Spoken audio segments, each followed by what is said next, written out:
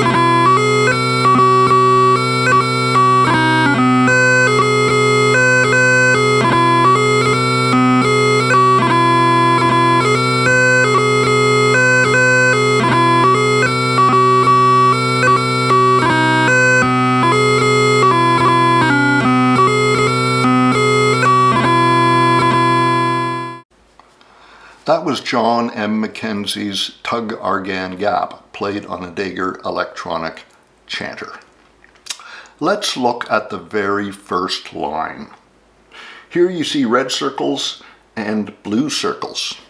The red circles denote quarter note, 8th note pairings. We see 2 of them in the first line here. In bar 1 we see the first one. That quarter note D needs to be played to its full length. In my experience, pipers tend to round these 2 notes out and make them almost the same length.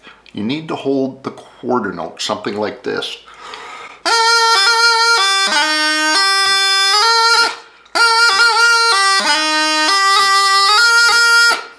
If we look in bar 3, we see another quarter note, eighth note pairing. Same thing, we're really going to push that C out.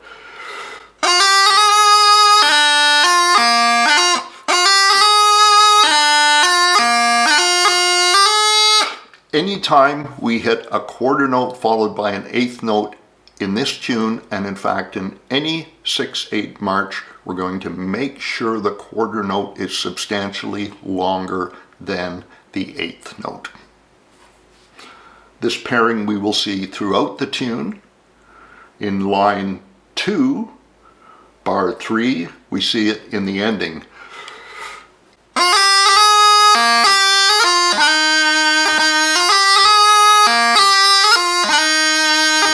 Really push out the high G in bar 3 in line 2.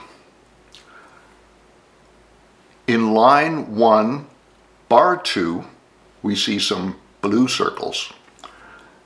These are very important in 6/8 because they appear everywhere. They are ubiquitous. Whenever we see a 3-note grouping beginning with a dotted eighth note, we want to hold the dotted eighth note unfailingly.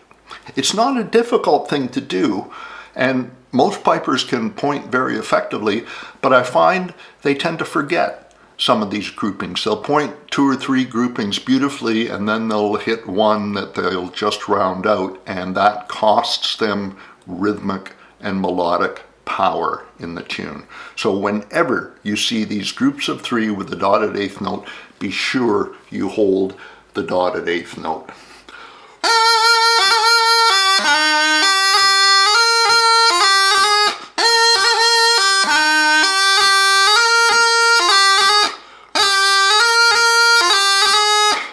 Bar 4 in line 1, 2 groups of 3 again.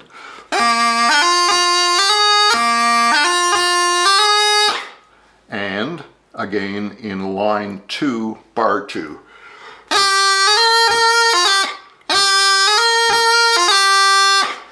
Always point those. We'll talk about them a little bit more here and there, but that is those are the 2 cardinal rules of 6/8 playing.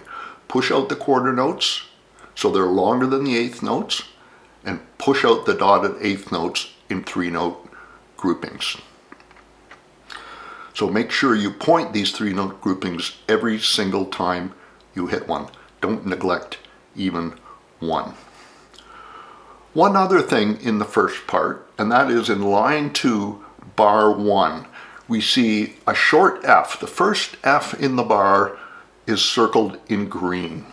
And the reason that is circled is because it's a short note that's on the beat. In my experience, pipers tend to hit these short notes early, and in fact they put the second note, here it's a high A, they tend to put that note on the beat. Wait for that short F and make sure it is on the beat. So if I play the end of line 1 into line 2,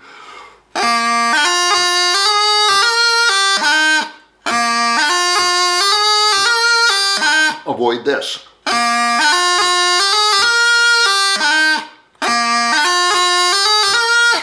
Wait for it.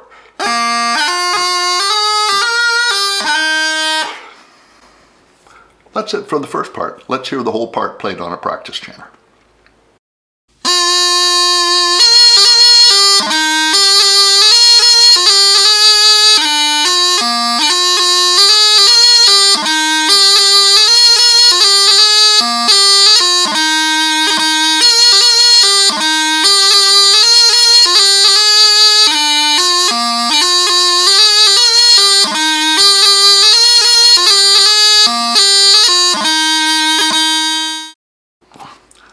Let's look at bar 1 of the second part. Here we see 2 dotted quarter notes. We're going to treat them just the way we treated the quarter notes in the first part. We're going to give them their full length. They're a little bit longer than the quarter notes in the first part. They have a dot on them, so they take a full 6/8 beat.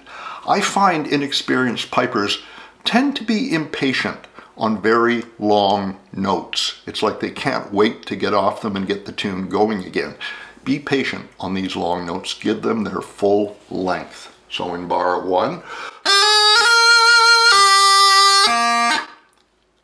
And in bar 3, we have the same pattern, different notes.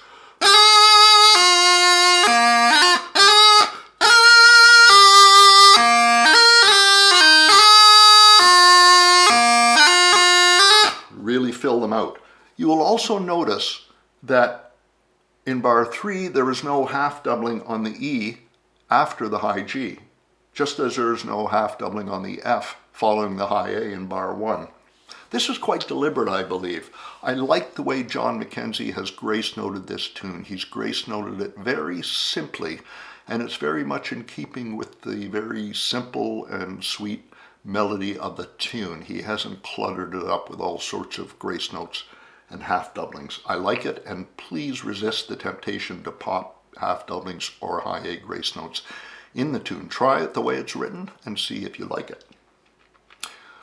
One more thing in part 2. Let's look at bar 2, where we see again our dotted eighths notes that must be pointed at all times. Sometimes those bars of dotted eighth notes are a little more difficult than others. Bar 2 is a little bit tricky.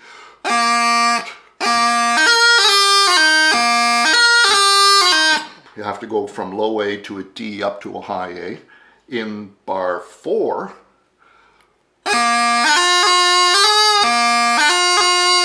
again, point without fail. So the whole of line 1 simply requires you to push out the dotted quarters and hold the dotted eighths.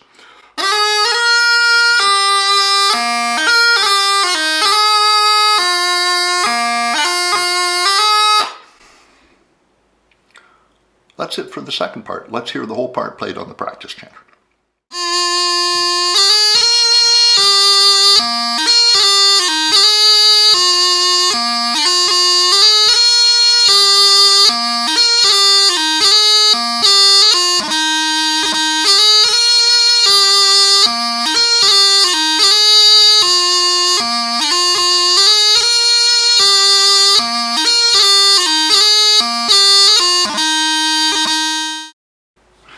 Let's look at the first 3 bars of the third part.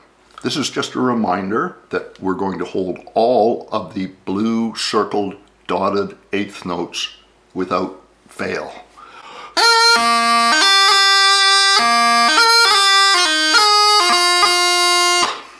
That consistency is really, really important in 6/8 marches.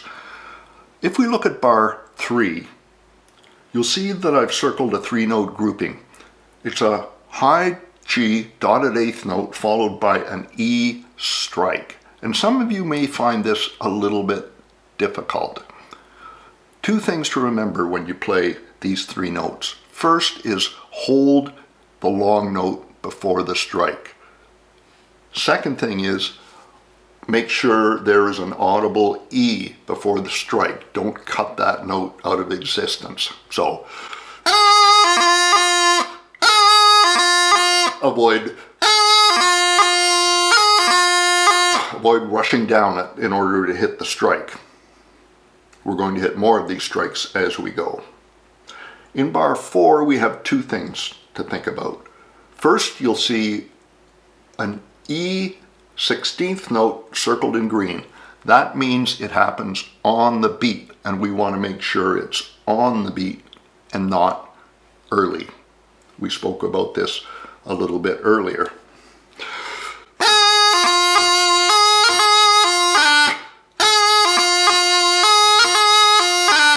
Wait for that little E before you hit it. The second thing I want you to think about in bar 4 is you will see the circled quarter note, eighth note pairing. It's particularly important in this spot because that C marks the end of the phrase, and we always want the tiniest little pause at the end of a phrase. So make sure you push that C quarter note out to its full length.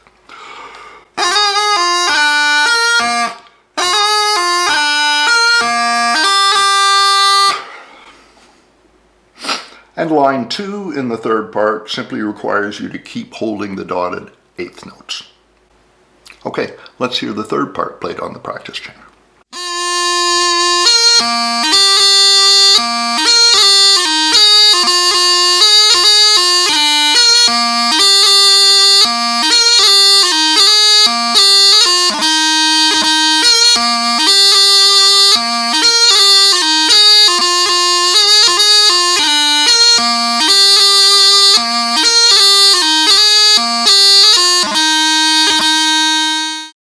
Let's look at the first two bars of the fourth part. The first bar begins with a dotted eighth note on high A down to an F strike. The second bar begins with one of our short notes that's going to happen on a beat, not early. We've been over both of these points. They're in close proximity to one another. Hopefully you can execute them both.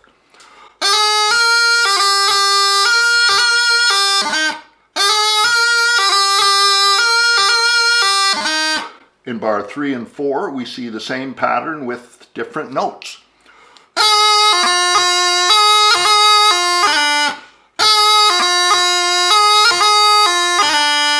Again, hold the note before the strike.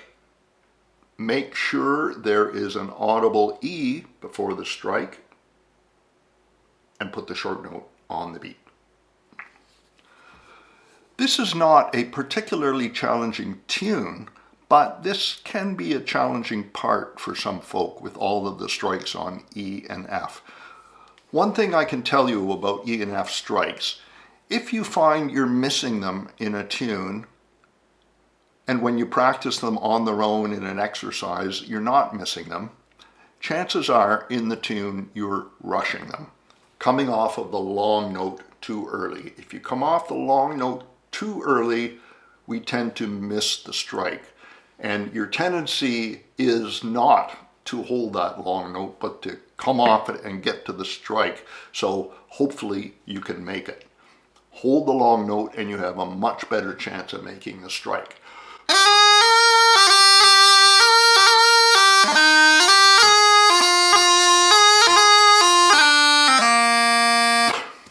Always hold the long note, especially in 6/8. The rest of the fourth part, we have been over all those principles, so let's hear the fourth part played in the practice tune.